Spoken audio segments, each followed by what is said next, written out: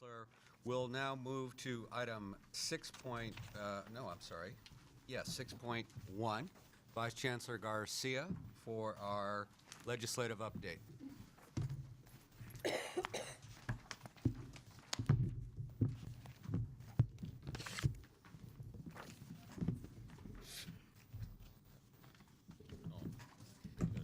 Good morning, members, President and Chancellor.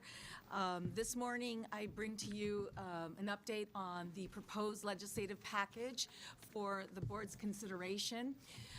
As you know, each year, the Board of Governors reviews a package of legislation that the Chancellor's Office and Government Relations bring to you for your consideration. These are the proposed bills that you would take a vote on to support, and then what that means is we shepherd these bills through the process, identify authors, and basically give you regular reports on these bills as they move through the legislature. So this year, obviously, a big part of what we'll be doing will be focused on the work of the Student Success Task Force, as well as reauthorization of our Economic Development Workforce Development Act. The process has been slightly different because of the extensive work done by the Student Success Task Force. And while we normally would bring a package of bills to you in November, today we're bringing to you a select number of recommendations from the Student Success Task Force for your consideration to pursue through legislation. These are basically recommendations within the task force report that we believe either require legislation or would benefit significantly from going through the legislative process. So what you have before you is a list of 4 provisions. And it's really important to note that this is really the beginning point of the process to pursue legislation. There's been a lot of interest in what it is we're going to take to the legislature. And our approach this year is that we try to only pursue those recommendations that actually require statutory change or the legislature has expressed strong interest in seeing in legislation.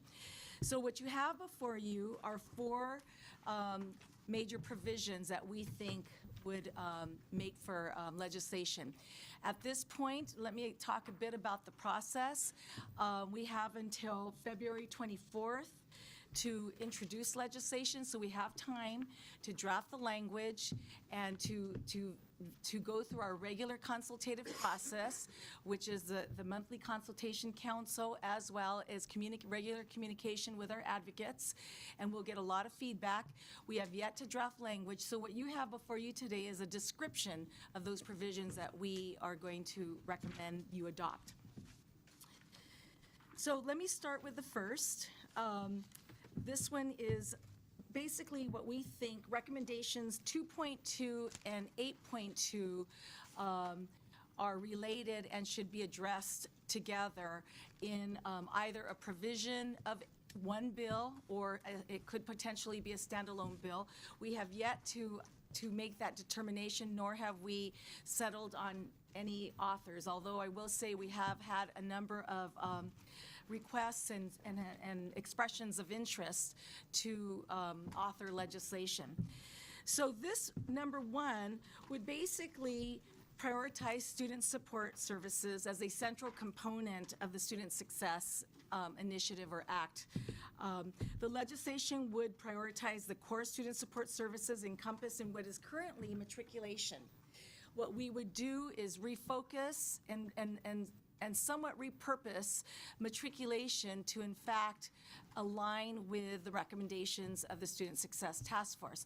And what that means is really zeroing in on those core functions that appear to make the greatest difference in helping a student succeed. And these are a lot of the functions that many of the folks you heard from yesterday talked about how significant they were in ensuring students would progress successfully, particularly those students who come in with some academic deficiencies or first-generation college-going students. So these are the core services that I won't get into the specifics, but you've all been talking about as a key priority for the Student Success Initiative. So what this provision also does is it it establishes a dual responsibility.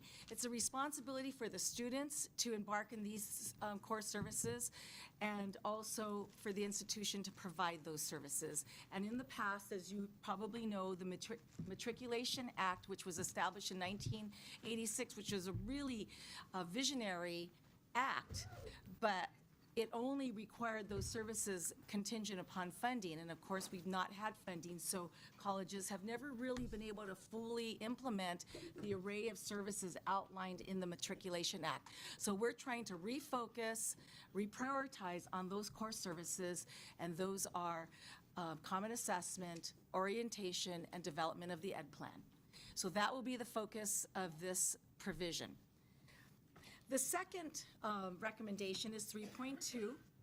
We obviously heard a lot about that yesterday, and we'll continue to have discussions about focusing the BOG fee waiver on those students who are enrolled, have developed an education plan, who have engaged in those three core service areas that we believe will help them succeed, and who are going to maintain satisfactory academic progress standards to continue to be eligible.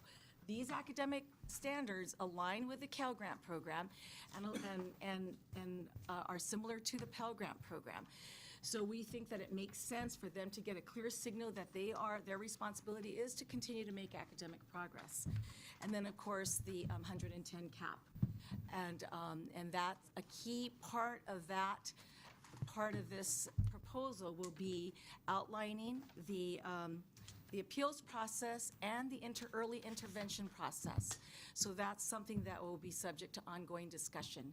And we don't have the details on that just yet, but that will be forthcoming.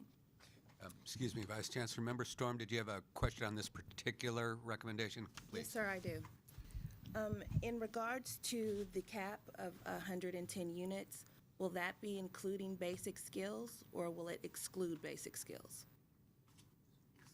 It excludes. It excludes basic skills. Okay, thank you. And ESL. And ESL. Thank you very much. The third recommendation is to pursue a statutory change on recommendation 7.1. And while this recommendation by the task force specified a couple of areas where we might make some statutory changes, one would be to give the chancellor the authority to appoint vice chancellors, and the other would be to streamline the regulatory process, particularly in relationship to the Department of Finance's oversight, that can tend to drag out the process and slow our ability to implement regulations. I think at this point, this is a starting point, as with each of these provisions, actually. It's a starting point for discussion. It'll be one to talk about leadership, strengthening the capacity of the system-wide office to provide the leadership that's needed to ensure that the colleges get the support and that we are consistently implementing some of the key provisions of the Student Success Task Force. The fourth recommendation, which is 7.2 and 7.3, these recommendations actually don't absolutely require a statutory change, but a lot of the feedback we've received, and because this has been such a critical part of the overall student success initiative, and this is to establish goals and to establish a scorecard. There are many in the legislature and certainly within social justice, the social justice and equity communities have expressed strong interest in ensuring that we don't increase student success at the expense of equity. So what this does is it elevates just how important this is for us, that this is a key priority for the Board of Governors, the system, to ensure that in fact we're rising all boats. And we are going to direct the Chancellor's Office to work with the colleges and districts to establish these goals, and then to establish the scorecard that will monitor progress towards these goals. And this is progress against themselves, against the colleges, not comparison. This is for the purpose of evaluating and determining how to continue moving in the right direction.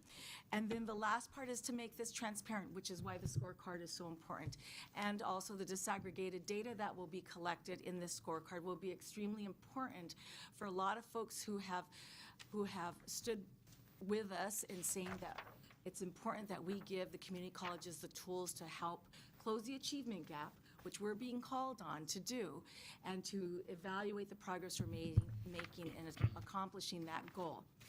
So right now, those are the 4 areas that we are recommending for your consideration and approval in terms of implementing recommendations within the Student Success Task Force. Well, your endorsement yesterday signifies a very important action, and that you have endorsed certain policies. We understand, as do many who've been watching this process, that implementation is going to be a significant next step.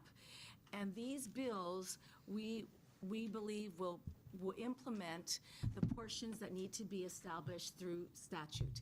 And there'll be a lot of details that we continue to discuss, and we'll come back to you with ongoing discussions about how these deliberations are progressing. And then at some time in the very near future, we'll have language that then we would go through our consultative council process and our regular vetting process, as well as a very public process that every piece of legislation enjoys as it moves through the legislative process. So this is the beginning point, and I hope we will ask you to take a vote on these recommendations. Now, before we go to asking for final action, let me also explain that we also have another very important bill that we would recommend that you endorse, and this is reauthorization of the Economic and Workforce Development Act. This is a key area, particularly as part of our mission, and at this time when we're trying to do all we can to help colleges prepare students for the workforce workforce in California. So what we're doing, and this is an act that has been in place for a good 20 years, and it gets reauthorized every 5 years. This year, we're asking to reauthorize it for 5 years, but we are also trying to, and working with Vice Chancellor Quinn Levin, we are trying to sharpen the focus of the Economic Development Program and looking forward, not just reauthorizing. And so we've had a number of conversations, and I know Vice Chancellor Quinn Levin has also been in communication with various stakeholders who are very much invested in this issue, and this will be an ongoing discussion as well. So for now, we have the Student Success Task Force recommendations, the Economic Workforce and Development Act that would constitute the Board of Governors sponsored package. And also, one last word about the Student Success Task Force recommendation. We haven't made a final determination. It's been recommended to us that we should have one bill.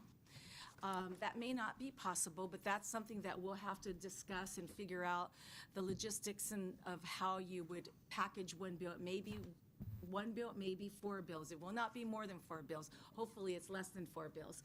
But we'll come back to you with an actual determination with authors and specifics about the focus of the legislation. So with that, I would ask for your approval of the package. Thank you, Vice Chancellor. Couple of comments. One, I think it important as you embark on this process, I would like to ask Marlene that you work with the board committee on legislation on this. Member Baca is on that committee. I need to make another appointment to that committee, but seeing that Member Baca was on the task force, I think that very appropriate. I would be interested in hearing from other members who might have an interest. This is something that we will own. And so I think it very, very appropriate that the board takes an active role in the development of this. So to me, that means board members attending the consultation council, for which I would approve travel for. I just think this is something that we want to stay close to and be a part of. So having said that, board member questions or comments? Member Malumed. So I just want to understand, some of these bills will probably have fiscal increases, right? Some of them. Some of them will. So, Fiscal pressure. I think that's going to be a part of the negotiation and determining what we can do now versus things that may be implemented later. so that's a big hurdle, not just the legislation, but the appropriations part of these bills too? Some of them won't, though. The scorecard won't. Okay. The odd fee waiver changes won't. I think that we're going to look at the matriculation now student support services and how that can be funded and providing the resources to campuses to try to focus on those core priorities. I think that will be a negotiation probably through the budget process and Because that might be the hard part. That's why I was asking. Okay, thank you. Member Berg. My concern is that it should be, oh, thank you, that this not be a blanket proposal, but a campus-specific proposal. And that's going to be a little more difficult, I think, but the problem is that all of our community college districts are quite different. And I think they all require, I think you can have some core values that will apply to everybody. But I think that when these are being assessed per district, we need to take a look at the districts. So that it's going to fit the district and everybody's going to be happy with it. And that's one of the things that people are very tense about, is that they think that we're just going to impose something on everybody in a blanket manner, which we're not doing. So I think we just need to be cognizant of that and be sure that we are aware of it. Member Ramos. Well, on that point, and as I've said in previous discussions on this topic, I wonder if there isn't any way that in our deliberations with members of the legislature that will review and carry this legislation, and with members of the public that will be involved, that we can't really encourage phasing aspects, staging aspects, model programs and pilots that would be more place-specific in those cases where it is appropriate to demonstrate the viability of taking these things to scale system-wide.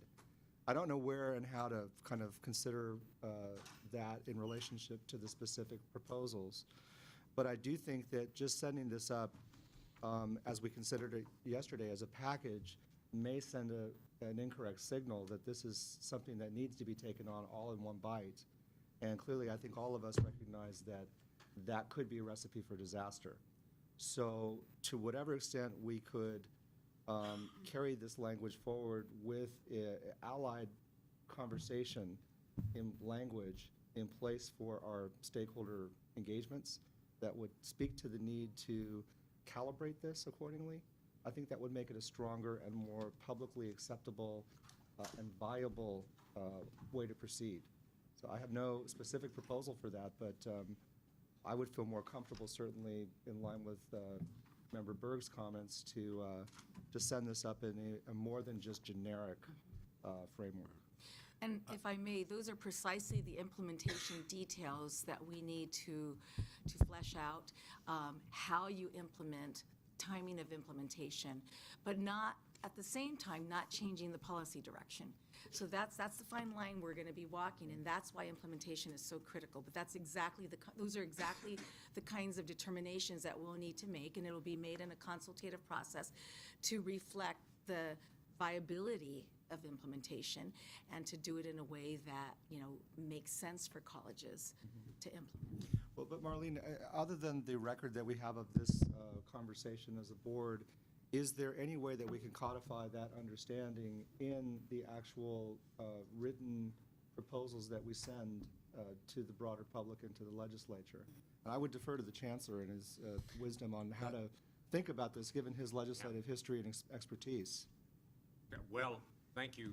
Let me say the reason that we have stated this in such a broad way is the very questions you're raising.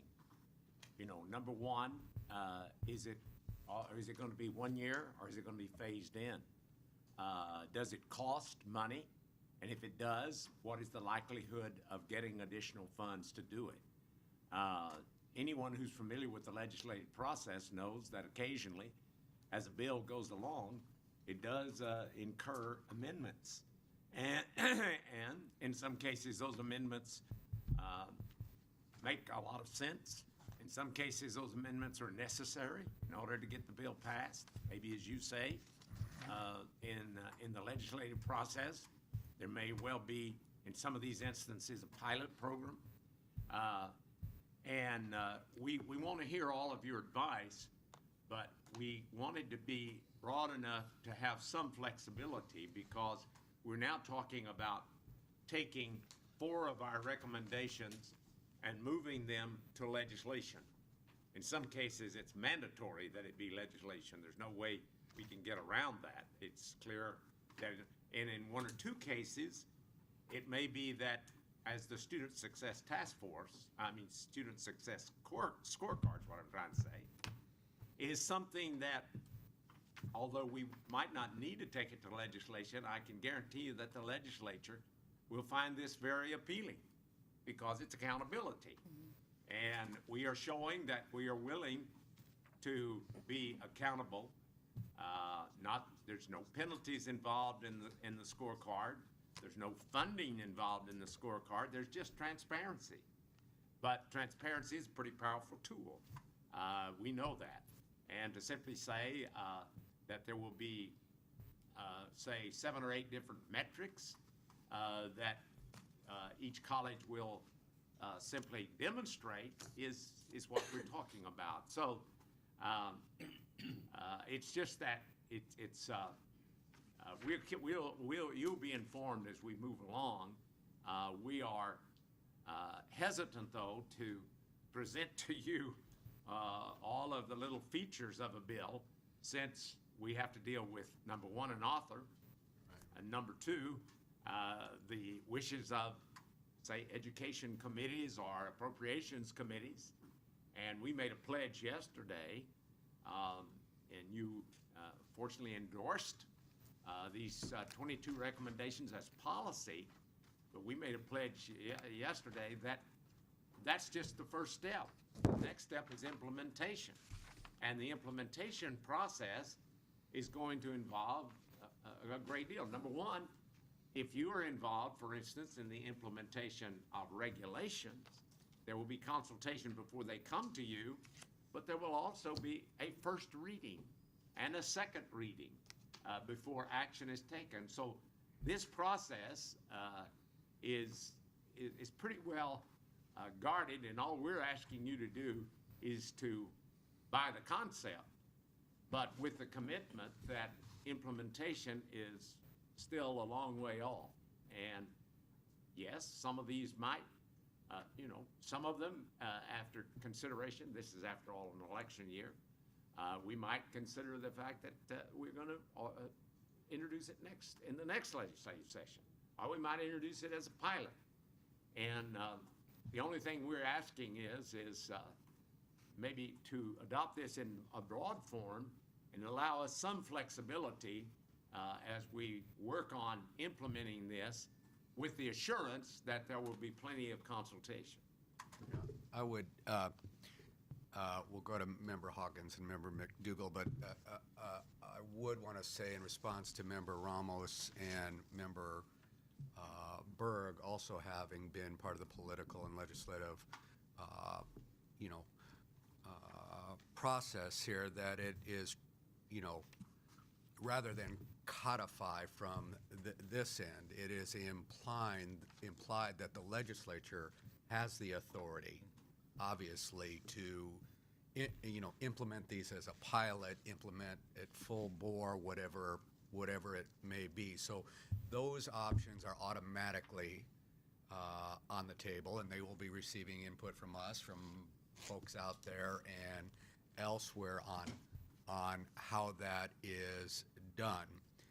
As an individual member of the board, at the same time, I want to be careful of watering things down. We made a significant statement yesterday that change needed to happen.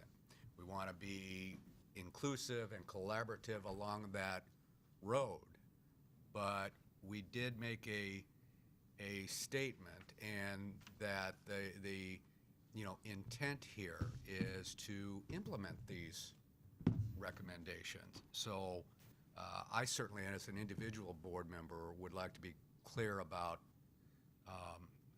that and have all of us understand the vote that we did take yesterday. But you make good points, and I think it's implied that ultimately we will not be the decision makers of that, and it will become part of the legislative process. Member Hawkins and Member McDougal. Well, Jack touched on what I was actually going to address, which was, given that it's an election year, what's the likelihood of having someone, carry these bills, and what would be the downside of the board, waiting to the next legislative cycle to submit these? But is there any downside to that? Well, I will simply say that we have already had legislators that have expressed an interest. Frankly, despite the fact that it was, there's a great deal of discussion that's going on within our community, I can tell you that some of these suggestions will be quite popular. Just like Senate Bill 1440 passed unanimously. I don't think, for instance, that most of the public or legislators understand why we have 112 different means of assessment. When you get that in front of the public, they kind of are understanding of that it doesn't make a lot of sense for somebody going from one community college to the next to have to take another assessment test. So there are some of these things that I have to I have a little idea of what the public thinks, and there are some of these things that really, once they're revealed to the public, they'll understand that, hey, this makes sense. To have a student success scorecard will make sense. And especially since we're not tying any funding to it, or we're not tying any penalties to it. We're just saying be transparent. So but you're right, and I think this is gonna, I don't have a crystal ball, so I can't tell you what is going to happen in the legislature, because their first priority won't be to enact our recommendations. Their first priority will be to balance a budget that's way out of line, and about 10 other things that'll come along. I'm not saying they're uninterested in this, but I'm just saying that we want you to recognize that you'll be kept informed, but as you well know, we have to weigh it's much easier. We're going to deal with some regulations that'll come in front of you, and that's much easier to deal with. But legislation is a tricky business at best, and so we'll just wait and see. I don't know what the climate will be. As I said, some of these things I think will have a natural popularity. Some of them may call for us to wait. I can't. I do know that, as I said before, this is an election year, and therefore legislators sometimes are pretty involved in their own campaigns. Well, given that redistricting is taking effect as well, that's going to change the landscape also. Oh, you bet. Yeah. Member McDougal. With the understanding that these elements will be reviewed with the Consultation Council, I would like to strongly urge approval of this agenda. I would like to also Member present the- McDougal, is that a motion? That's a motion, but I would like to comment, if I may, Yes. on that I think that there is some controversy perhaps contained in here, but it's limited, and I'd like to explain that. First of all, one of the recommendations calls for the scorecard. If anything, as a system, we should be looking at what is happening to us students, and we should be looking in a very open way. We should be learning where institutions and what institutions are doing extremely well, so we can learn from one another. So I see almost no controversy, if you will, attached to presenting information about what is happening to the students enrolling in the community college.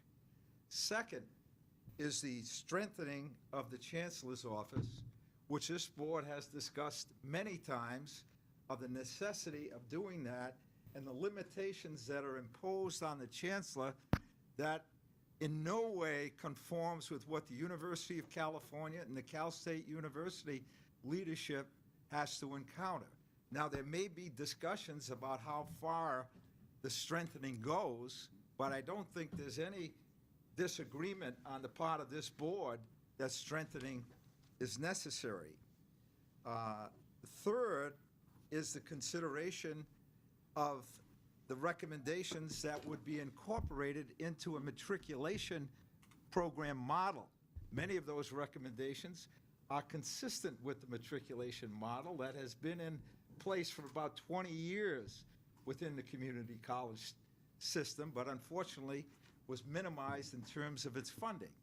The major difference in this is, as the chancellor mentioned, a common diagnostic assessment instrument that would apply to all of the colleges. And that is something that was discussed thoroughly in the task force and will continue to be discussed. But I see great merit to that proposal because, particularly from the students' consideration, because of how they enroll in various community colleges. The fourth and final element within these recommendations is the element contained to the Board of Governors grant. And again, I see a tremendous consistency here with some accountability that equates to the Pell Grants and other considerations. To just have an open-ended payment for individuals to take classes at a community college, frankly, makes no sense to me.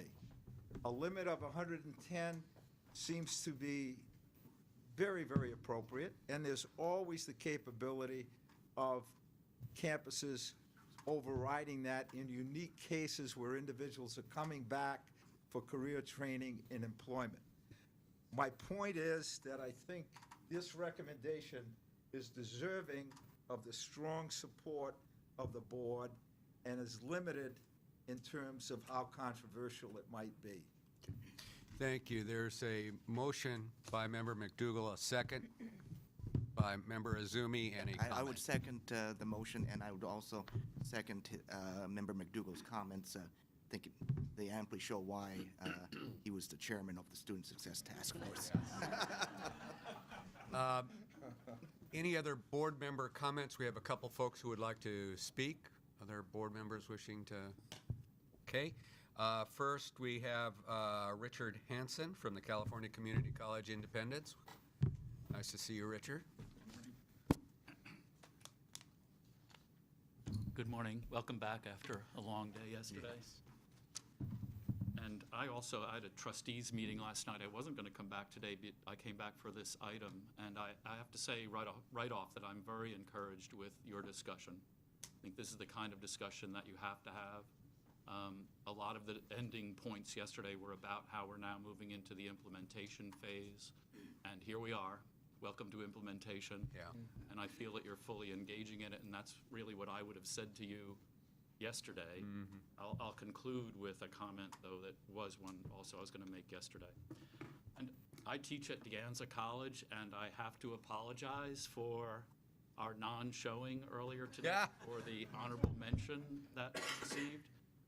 I think the things you saw earlier today were indications of how we are already moving on a lot of these issues of student success. And, I served on the task force, and I have to say that was sort of my initial take on the whole thing is, we are doing a lot of good work. And I don't want that to be lost as we move into this new adventure in student success. And that kind of gets now to my main points here.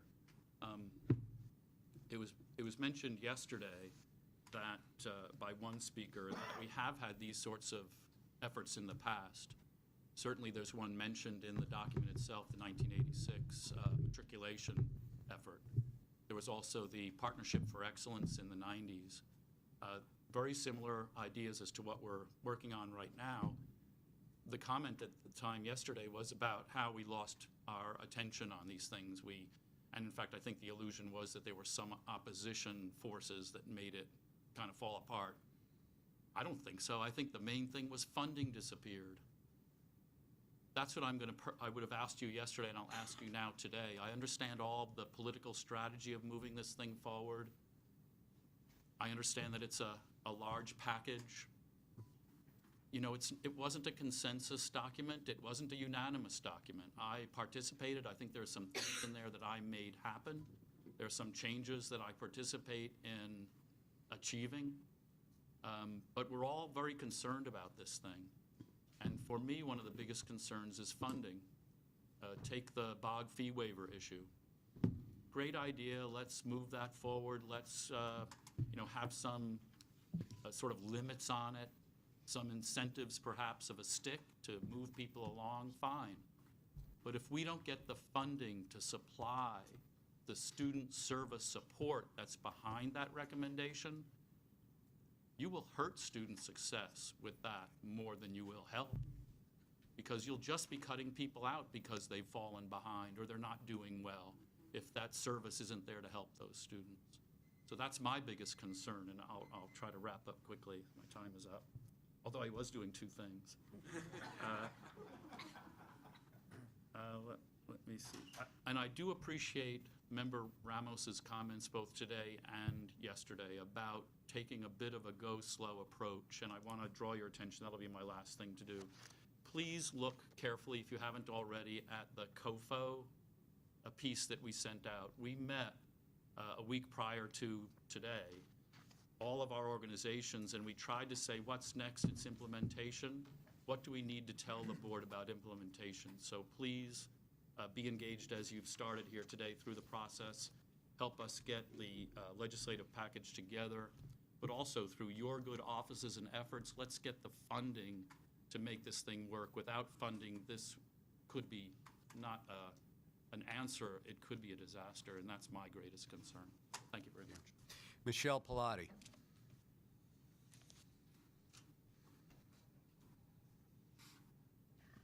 Good morning. I already heard so many things that were addressing the concerns that I had, and I'm pleased that the board members are sensitive to the timing issues and the concerns that are out there.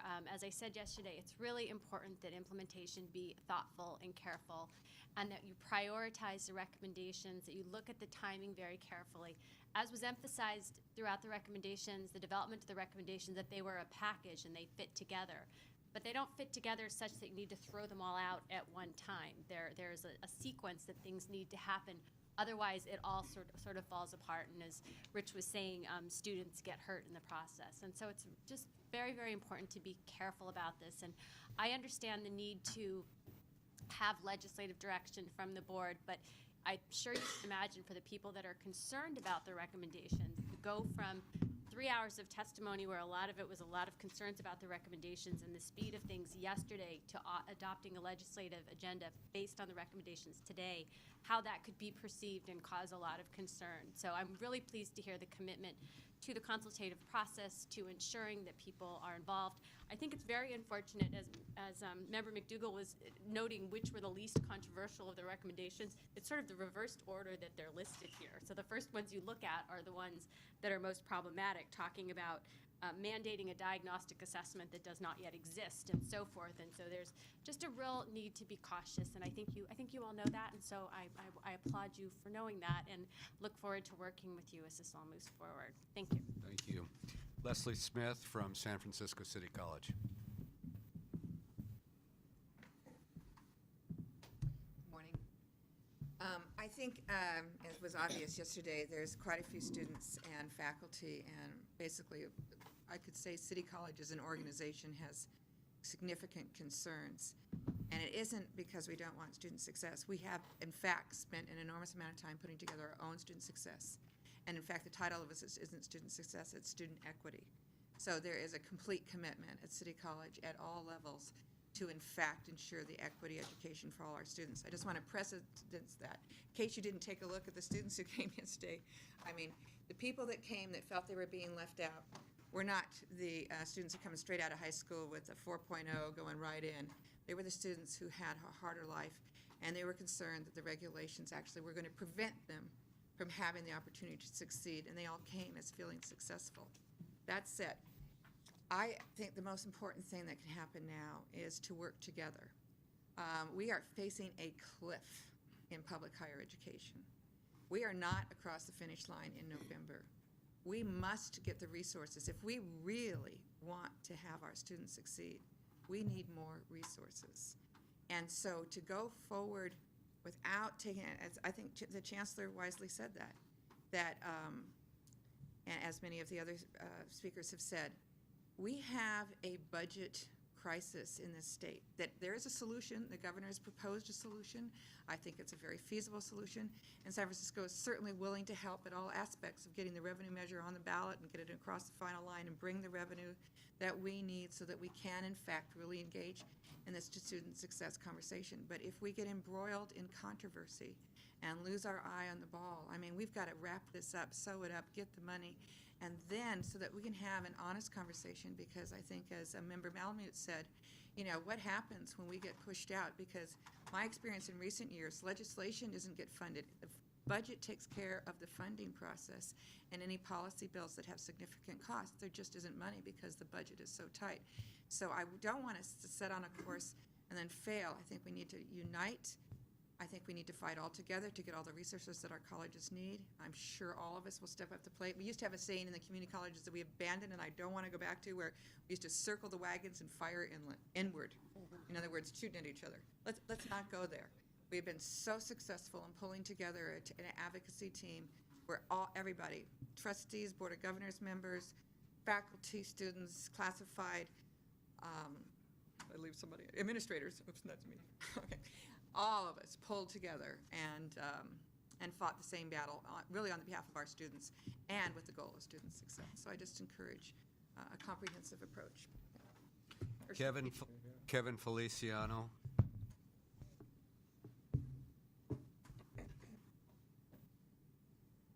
Good morning, members of the board. Today I can do my pleasantries, so good morning, Happy New Year on behalf of the Student Senate. Welcome to the newest board members. Don't start my time yet. I gave it up yesterday so more people could speak. This is the discussion that I was looking for yesterday. A lot of the students came hoping that there would be board discussion about the Student Success Task Force, though we appreciated the public response from the board to some of our comments. Some students did walk away feeling that this wasn't properly handled, and so we wanted to express that concern, but also thank the board for having parts of those discussions today, especially about the unit cap. The students are willing and ready to help in the implementation process of these recommendations. We felt that it was better to get on board with it early than have it done unto us. And so with that said, we want to make sure that every step of the way students are involved at the local, regional, and statewide levels, as I said in my statement yesterday. I also wanted to make sure that the Board of Governors are aware that though the students may or may not support every single recommendation, we do feel that the members of the task force and you as the Board of Governors do have students and student success at the forefront as you guys move forward.